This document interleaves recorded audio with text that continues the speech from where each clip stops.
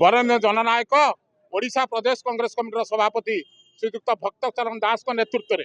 भारत वर्षर राहुल गांधी नेतृत्व में जो मैंने आज रैली देखिले आम महिला संरक्षण बिल को विरोध करूना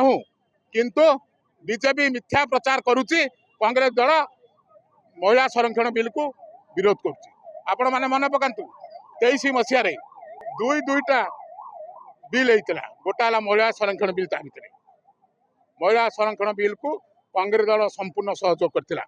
जो 543 लोकसभा अच्छी 147 विधानसभा अच्छी 33% से दि जाऊ तमें डिलिमिशन कर कह महिला आम दौ संरक्षण ए कथा कदापि कांग्रेस दल करई दबा ना आम महिला विरोधी नुहे 23 मसीह आम संपूर्ण सरकार को समर्थन करूँ किंतु से बिल कुआड़ा गला बर्तमान बीजेपी दिनो पिटुची कांग्रेस विरोधी आम विरोधी नुहे आम कौच आज डिमांड करुचु 33% संरक्षण आज ही लागू कर। आज थिला जो महिला रैली आमर गोटे थिला जे महिला मानकर जो 33%